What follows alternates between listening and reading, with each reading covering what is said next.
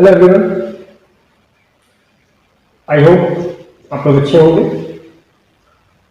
आज जिस टॉपिक को हम लोग डिस्कस करने वाले हैं वो है गैस इनटू लिक्विड सॉल्यूशन। पिछला जो हमारा टॉपिक था वो सॉलिड इनटू लिक्विड सॉल्यूशन था। आज हम लोग अपनी स्टडी को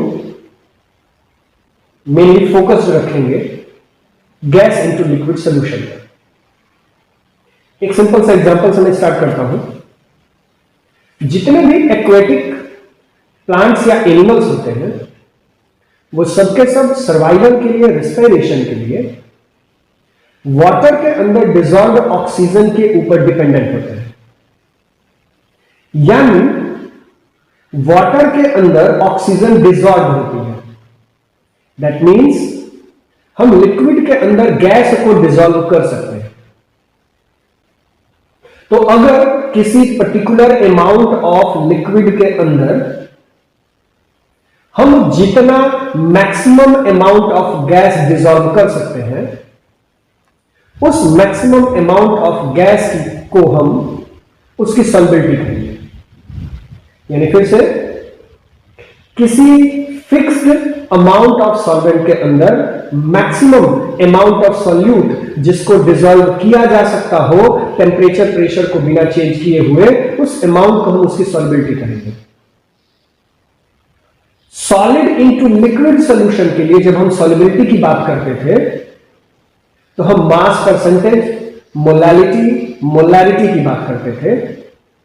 लेकिन अगर हम गैस इनटू लिक्विड सॉल्यूशन की बात करेंगे तो यहां सॉल्युबिलिटी को रिप्रेजेंट करने के लिए हम या तो मास यूज करेंगे, या फिर मोलारिटी यूज करेंगे, या फिर मोल फ्रैक्शन यूज करेंगे। यानी अगर गैस इनटू लिक्विड सॉल्यूशन को हमें रिप्रेजेंट करना होगा तो हम मास का यूज करेंगे, हम मोलारिटी का यूज करेंगे, और या फिर हम मोल फ्रैक्शन का यूज करेंगे। यानी हम इन्हीं तीन फिजिकल क्वांटिटीज के टर्म में किसी भी गैस इनटू लिक्विड सॉल्यूशन की सॉल्युबिलिटी डिस्कस करेंगे। सबसे पहले हम डिस्कस करते हैं कि क्या सभी गैसियस सब्सटेंसेस को हर तरीके के लिक्विड सॉल्वेंट के अंदर डिसॉल्व कर सकते हैं? जवाब है नहीं। यानी एक पर्टिकुलर टाइप का लिक्विड सॉल्वेंट ही किसी पर्टिकुलर टाइप के गैसियस सॉल्यूट को अपने अंदर डिसॉल्व कर सकता है।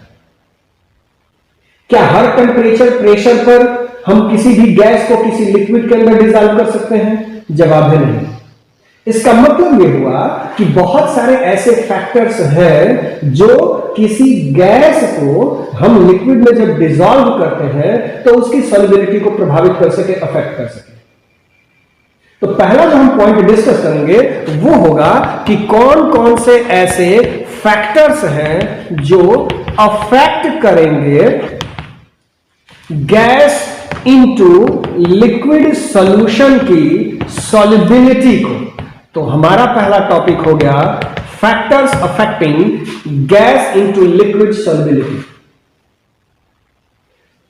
सबसे पहले जो फैक्टर हम लेंगे वो होगा हमारा nature of the gas dissolved and the solvent used.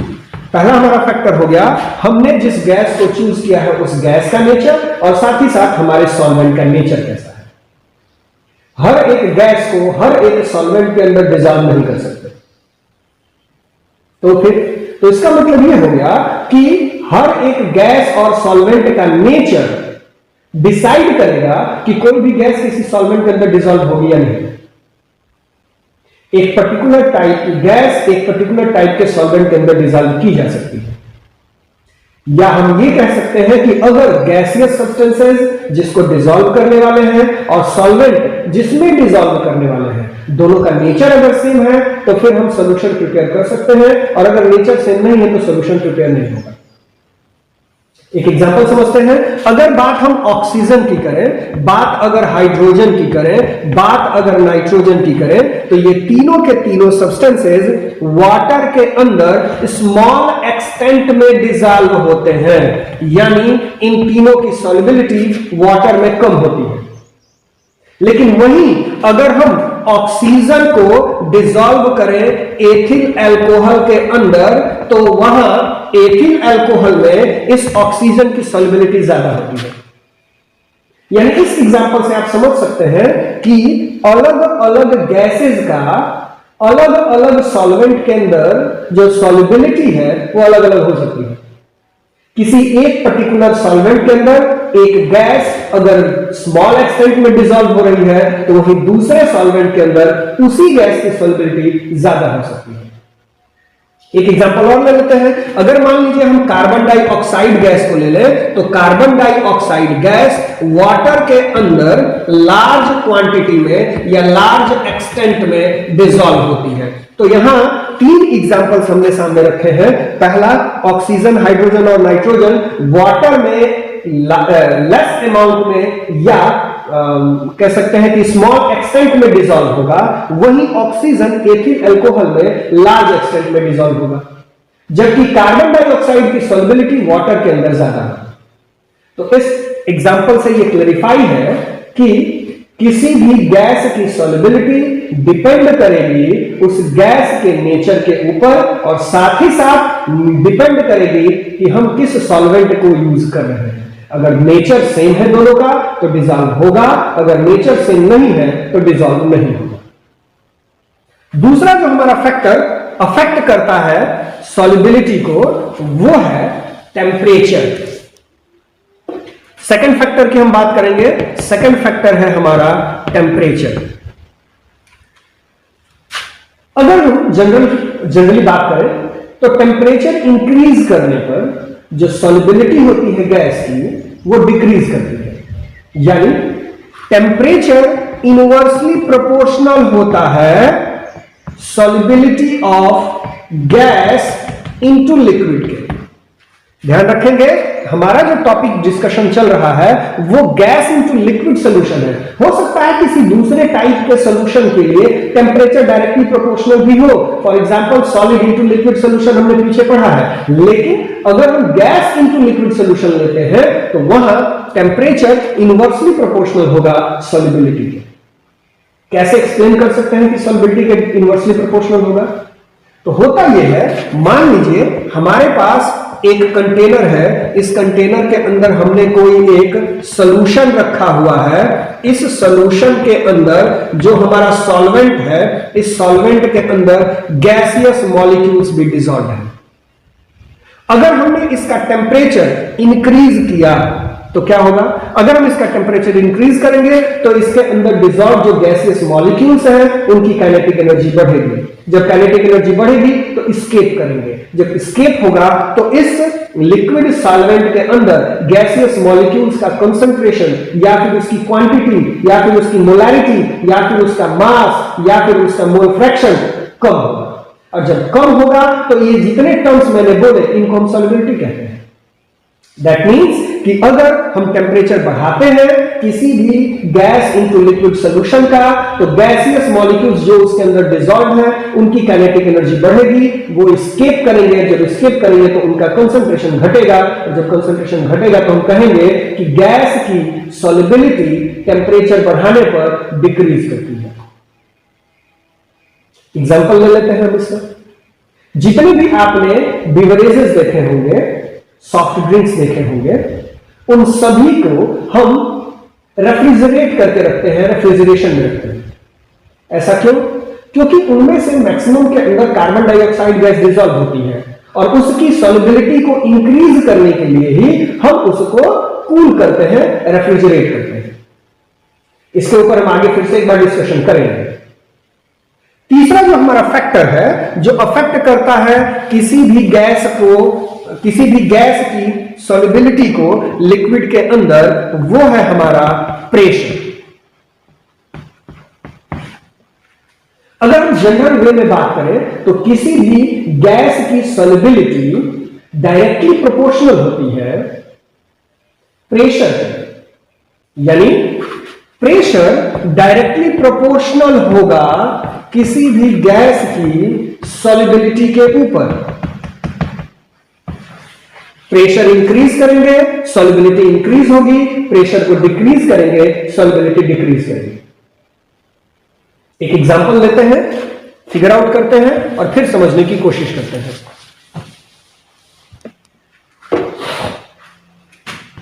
हमने एक कंटेनर लिया, इस कंटेनर के अंदर हमने इस लेवल तक एक सॉल्वेंट रखा, यह हमारा लिक्विड सॉल्वेंट है। हमने इसी कंटेनर में ऊपर की तरफ एक अरेंजमेंट किया, इसको हम कहेंगे पिस्टन। पिस्टन वो अरेंजमेंट होगा जो प्रेशर लगा करके ऊपर नीचे एडजस्ट किया जा सकता हो। फिलहाल हम मान लेते हैं कि इस पिस्टन के ऊपर लगाया गया जो प्रेशर है वो P1 है। इस पिस्टन और जो हमारा लिक्विड सॉल्वेंट है, इसके बीच का जो ये स्पेस बचा हुआ है, मान लेते हैं इसके अंदर कि कोई गैसियस मॉलिक्यूल है। ये हमारा गैसियस सॉल्यूट है। अब अगर हम यहां प्रेशर को इंक्रीज अगर कर दें तो क्या होगा? अगर प्रेशर को इंक्रीज करेंगे तो जो हमारा पिस्टन है, इसे हम पिस्टन नाम दे रहे हैं, ये जो हमारा पिस्टन है वो नीचे की तरफ आएगा। तो क्या होगा, ये लेते हैं, फिर से एक बार फिगर आउट करते हैं। ये है हमारा कंटेनर, ये था हमारा लेवल वाटर का जहां तक हमने सॉल्वेंट को ले रखा था। अब जैसे ही हम प्रेशर डालेंगे ऊपर से, तो हमारा सपोज प्रेशर P1 से चेंज हो करके बदल गया P2 तक, जहां P2 की वैल्यू ग्रेटर है, अधिक है P1 की अपेक्षा। तो अब क्या होगा कि गैसियस मॉलिक्यूल्स के लिए जो स्पेस पहले था ज्यादा, अब वह स्पेस कम हो जाएगा। ये हमारा सॉल्वेंट है। तो जब स्पेस कम हो जाएगा तो जाहिर सी बात है कि गैसियस मॉलिक्यूल्स को जब एस्केप करने के लिए जगह नहीं मिलेगी, तो वो सारे गैसियस मॉलिक्यूल्स नीचे जो मौजूद सॉल्वेंट के पार्टिकल्स हैं उनके बीच के स्पेस में जाकर के और डिसॉल्व होने की कोशिश करेंगे। इसका मतलब यह हुआ कि अगर हम प्रेशर को इंक्रीज करेंगे तो गैसियस मॉलिक्यूल्स एस्केप करने लायक नहीं होंगी और वो नीचे जो हमारा सॉल्वेंट मॉलिक्यूल है उस सॉल्वेंट के पार्टिकल्स के बीच में जो स्पेस मौजूद है उस स्पेस के अंदर जाकर डिसॉल्व होंगी। यानी सिंपल वे में हम अगर कहें तो कह सकते हैं कि किसी भी गैस की जो सॉल्युबिलिटी होगी वो डायरेक्टली प्रोपोर्शनल होगी जो अप्लाइड प्रेशर है उस अप्लाइड प्रेशर के। यानी the solubility of a gas into liquid is directly proportional to the partial pressure of the gas at equilibrium। लेकिन अगर हम अलग अलग solubility के टर्म्स में, जैसे मास ले लें, अगर हम मोल फ्रैक्शन ले लें, तो जो हमारी डेफिनेशन बोलने का तरीका है वो चेंज हो जाता है। कैसे चेंज होता है? तो इस पूरे सिस्टम को एक्सप्लेन किया था हेनरी नाम के साइंटिस्ट ने, इसलिए इस लॉ को हम कहते हैं हेनरीज लॉ। आइए जरा हम इसी चीज को हेनरी के टर्म में समझने की कोशिश करते हैं। लॉ है हमारा हेनरीज लॉ।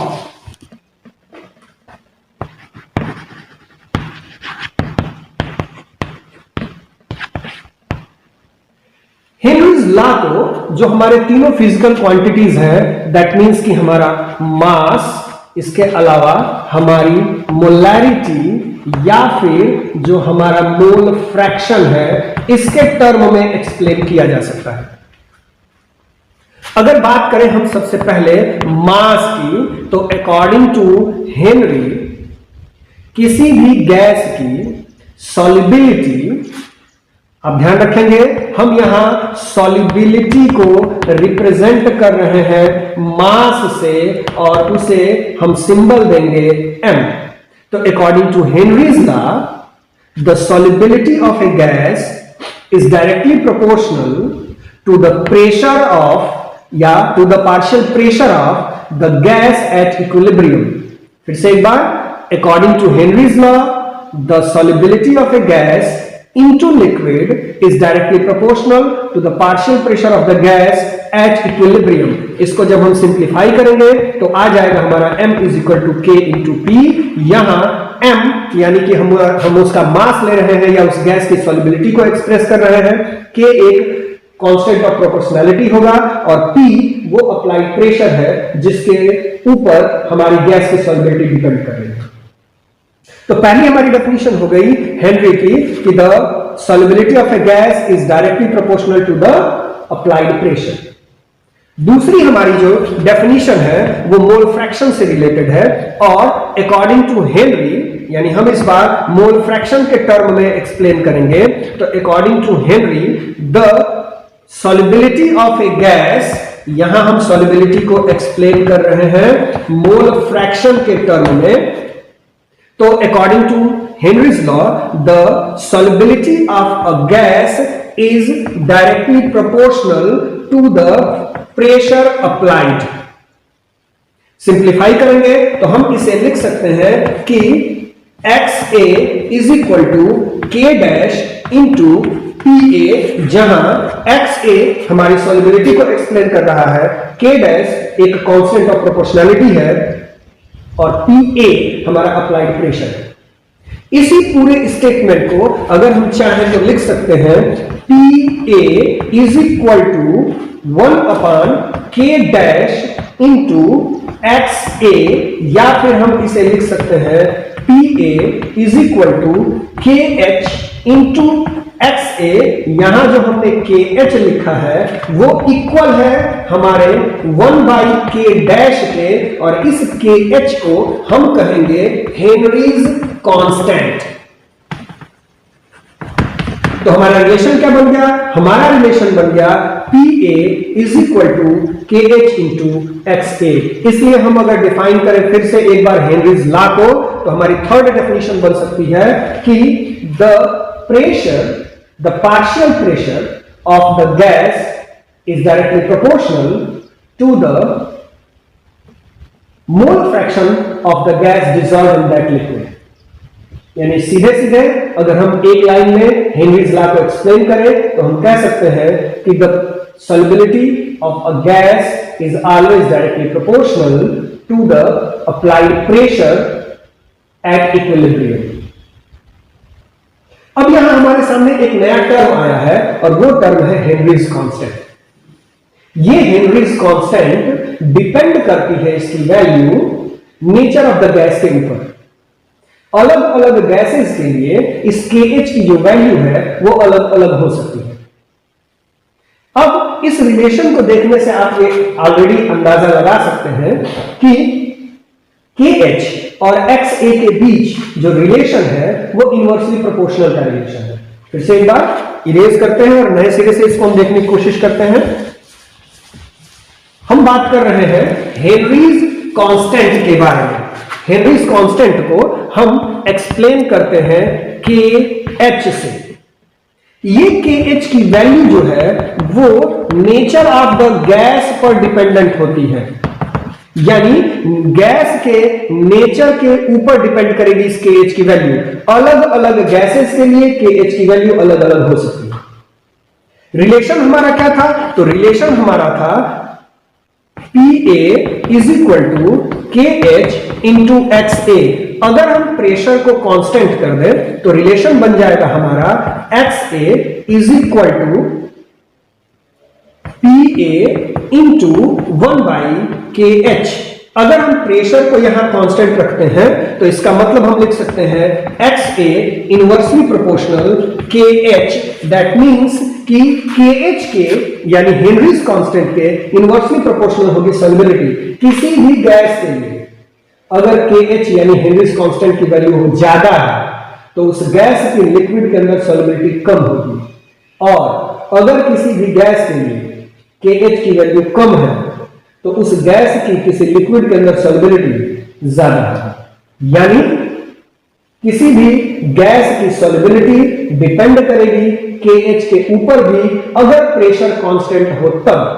अगर प्रेशर कांस्टेंट है तो किसी भी गैस की सॉल्युबिलिटी लिक्विड के अंदर डिपेंड करेगा हेनरीज कांस्टेंट के ऊपर। हेनरीज कांस्टेंट सॉल्युबिलिटी के इनवर्सली प्रोपोर्शनल होगा, लेकिन कंडीशन ये है कि हमारा जो प्रेशर होना चाहिए वो कांस्टेंट होना चाहिए। अब हम बात करेंगे हेनरीज लॉ के लिमिटेशन की। अगर बात हेनरीज लॉ के लिमिटेशन की करें तो दो चीजें हमें यहां ध्यान रखनी होगी। पहली चीज कि अगर कोई भी गैस किसी सॉल्वेंट के अंदर, लिक्विड सॉल्वेंट के अंदर डिसॉल्व कर रहे हैं तो उस गैस को आइडियली बिहेव करना होगा। दैट मीन्स कि हमारा जो प्रेशर होना चाहिए वो लो होना चाहिए और टेम्परेचर जो है वो हाई होना चाहिए। यानी कह सकते हैं कि Henry law is applicable only if the gas is behaving like an ideal gas, या फिर हम कह सकते हैं कि Henry law is applicable only if the pressure is low and the temperature is high. तो पहला हमारा फैक्टर हो गया या पहला हमारा लिमिटेशन हो गया कि गैस को आइडियली बिहेव करना चाहिए। दूसरा जो हमारा लिमिटेशन है वो ये कि जब भी हम किसी गैस को किसी सॉल्वेंट के अंदर डिसॉल्व करेंगे तो हमारा गैस उस सॉल्वेंट, उस लिक्विड सॉल्वेंट के साथ कोई कंपाउंड नहीं बनाना चाहिए। यानी हमारा गैस और हमारा यूज किया गया सॉल्वेंट दोनों नॉन रिएक्टिव हो, कोई नया कंपाउंड का फॉर्मेशन ना करे, तब जाकर के हम किसी भी गैस को किसी सॉल्वेंट के अंदर डिसॉल्व करेंगे तो हेनरीज लॉ एप्लीकेबल होगा। यानी Henry law is applicable only when gas dissolved in liquid solvent never forms a new compound। यानी जब कभी भी कोई गैस डिसॉल्व की जाए लिक्विड के अंदर और वो उस लिक्विड के साथ कंपाउंड का, नए कंपाउंड का फॉर्मेशन ना कर रहा हो, नॉन रिएक्टिव हो, तो फिर हमारा हेनरीज लॉ एप्लीकेबल होगा। अगला जो हमारा टॉपिक है वो है हेनरीज लॉ का एप्लीकेशन। डेली लाइफ में बहुत से ऐसे एग्जांपल्स मिल जाएंगे जहां हेनरी लॉ यूज होता है। प्रेशर कुकर का निर्माण, प्रेशर कुकर का जो मैन्युफैक्चरिंग है वो हेनरीज लॉ के एप्लीकेशन के ऊपर ही बेस्ड है। डेली लाइफ में और भी बहुत सारे यूज हैं हेनरीज लॉ के। आइए एक एक एग्जांपल लेते हैं और समझने की कोशिश करते हैं। पहला है हमारा carbonated soft drink. Carbonated soft drink यानी कि सोडा वाटर, शैंपेन या दूसरे बेवरेजेस, इनका जब हम मैन्युफैक्चरिंग करते हैं, प्रोडक्शन करते हैं, तो हम इसके अंदर कार्बन डाइऑक्साइड गैस को डिसॉल्व करते हैं ताकि उसका रेंसिडिटी ना हो। अब इस कार्बन डाइऑक्साइड गैस को डिसॉल्व करने के लिए हम एक्सट्रीमली हाई प्रेशर का यूज करते हैं। यानी बॉटलिंग करते समय इन बेवरेजेस के अंदर कार्बन डाइऑक्साइड गैस को हम एक्सट्रीमली हाई प्रेशर पर डिसॉल्व करते हैं। यही जब बॉटल को ओपन अप हम करते हैं तो उसके प्रेशर को हम डिक्रीज कर देते हैं। जब प्रेशर डिक्रीज करता है तो कार्बन डाइऑक्साइड गैस एस्केप करती है और जब एस्केप करती है तो उस लिक्विड के मॉलिक्यूल्स के साथ बाहर आती है। यह फिनोमेना इंडिकेट करता है कि जब हम कोई भी बेवरेजेस या सॉफ्ट ड्रिंक्स प्रिपेयर करते हैं, मैन्युफैक्चर करते हैं, उसका प्रोडक्शन करते हैं, तो उसके अंदर कार्बन डाइऑक्साइड गैस को हम एक्सट्रीमली हाई प्रेशर पर डिसॉल्व करते हैं। दूसरा जो हमारा एग्जांपल है वो है सी डाइवर्स का।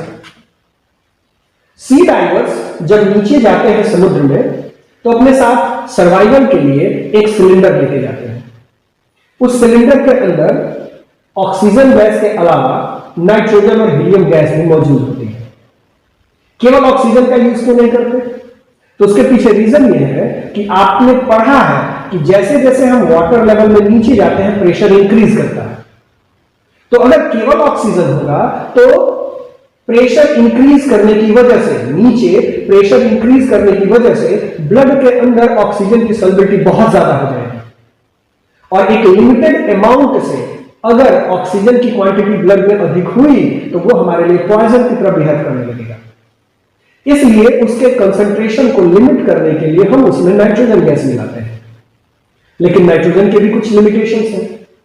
प्रेशर बढ़ने की वजह से नाइट्रोजन गैस ब्लड के अंदर डिसॉल्व हो जाता है। लेकिन जैसे ही हम ऊपर आते हैं फिर से नाइट्रोजन गैस की सॉल्बिलिटी डिक्रीज करती है, और जब सॉल्बिलिटी डिक्रीज करेगी तो हमारी बॉडी के अंदर वो क्रैम्प काज करता है। इसलिए नाइट्रोजन के इफेक्ट को कम करने के लिए हम उसके अंदर हीलियम गैस लेकर के जाते हैं। अब पूरे मैकेनिज्म को फिर से समझिए। हमारा जो सी डाइवर है वो जिस सिलेंडर का यूज करता है उसके अंदर ऑक्सीजन, नाइट्रोजन और हीलियम गैस होती है। यहां पर मैं बताऊं आपको कि हीलियम अप्रॉक्सीमेटली 11.7% होती है। इसके अलावा नाइट्रोजन 56.2% होती है और ऑक्सीजन जो है वो 32.1% होती है। यहां जो सी डाइवर्स के सिलेंडर के अंदर यूज होने वाली गैस है उसमें हीलियम, नाइट्रोजन और ऑक्सीजन गैस है। जैसे ही सी डाइवर नीचे जाता है प्रेशर इंक्रीज करता है। उस प्रेशर के इंक्रीज करने की वजह से बॉडी में मौजूद ब्लड के अंदर ऑक्सीजन, नाइट्रोजन गैस की सॉल्बिलिटी बढ़ जाती है।